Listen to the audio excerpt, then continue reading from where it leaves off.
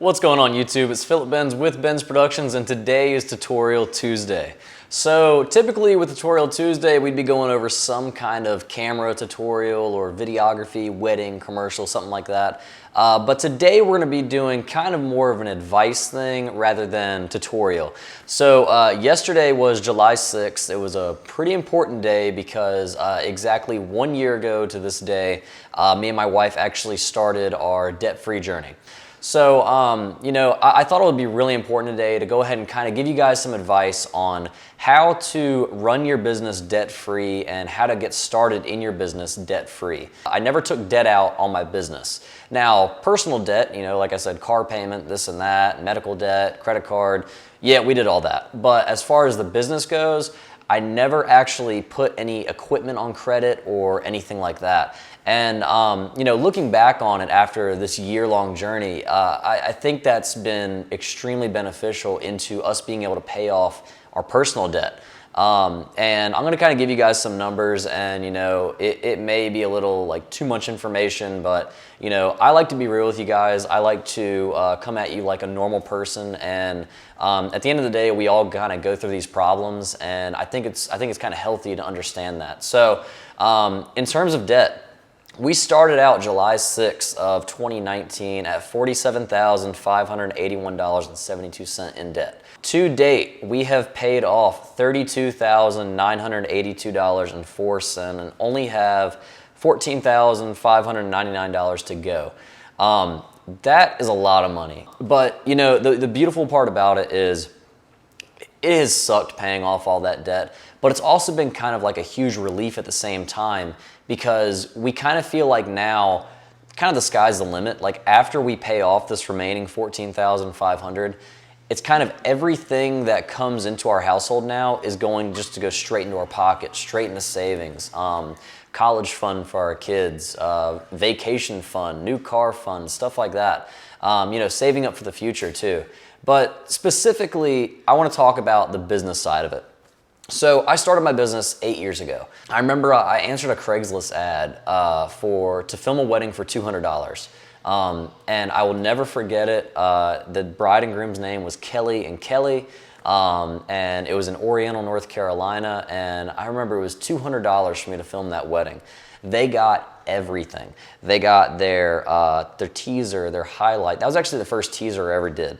Their teaser, their highlight, their full ceremony, first dance, mother-son dance, father-daughter dance, speeches, guest interviews. They got it all day coverage. I remember we were there forever.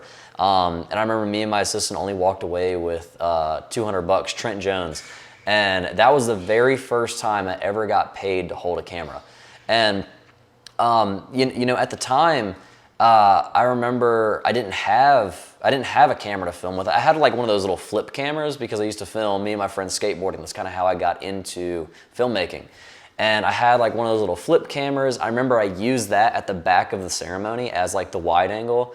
And I borrowed a camera from the school I was going to, and I believe my buddy brought his camera and his mic. I think we had to bum some lapel microphones off of someone else that we knew.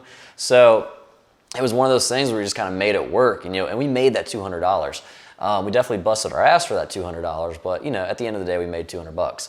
And now today, I'm charging, on average, right around the $4,500 mark for a wedding. And going from $200 to $4,500 is insane. I mean, when you actually think about it, it's ridiculous. Now let's go ahead and get back kind of to the topic of doing this business debt-free. So, like I said, 8 years ago, I started my business, and I remember my wife actually bought me my very first legitimate camera. She bought me a Canon T3i. It had the kit lens, the 18-35, and it did the job at the time. And at the time, it was actually a pretty decent camera.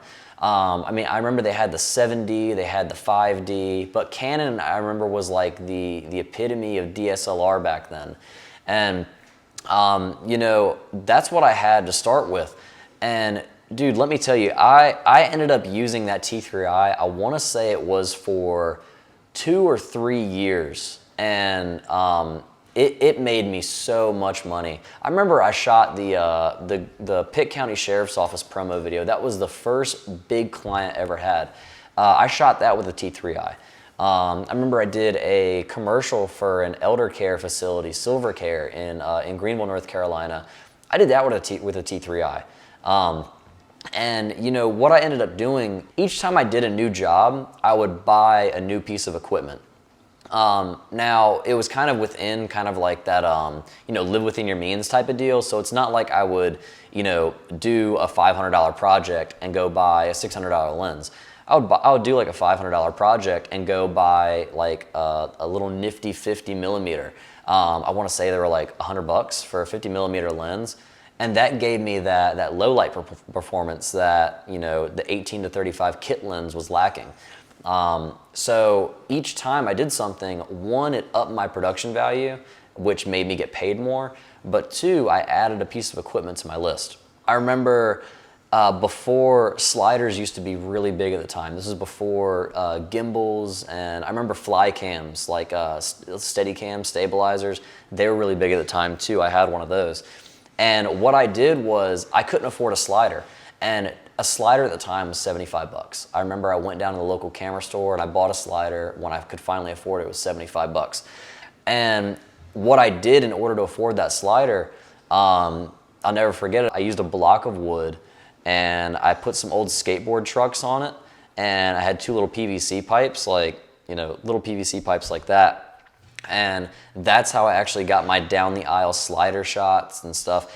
It looks stupid, but you know, I wasn't really too concerned about the way I look while I'm filming. I was more concerned about the product itself, the finished product.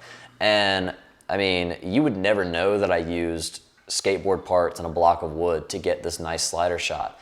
Once I got that slider, you know, the actual slider, the $75 one, you know, I used the hell out of it, and I started using the camera in a way to start developing my style, which is doing a lot of reveals, doing a lot of movement type of shots, and that kind of gave birth to what I do today, with the gimbal and you know, with the monopod, really trying to get those nice little movement shots, but also knowing when to hold the camera still.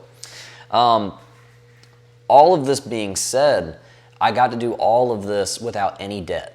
So let's just say I do a $3,600 job here where I live in Greenville, North Carolina, and I own all my equipment. I own my drone, I own the Steadicam, I own all 4 of my cameras, plus the GoPro that I use, plus the light that I'm using. I own all this stuff. The laptop that I edit with, own everything.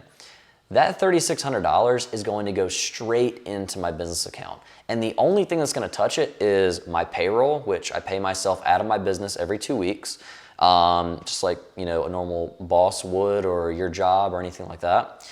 It's going to go to taxes, and that's it. It's going to go to payroll and taxes. And the other money is just going to be set aside for retained earnings. You know, if, you know, God forbid my camera ever broke, I have the money there to go ahead and buy it. So let's just say you're getting into the videography business and you go ahead and you buy a camera on credit.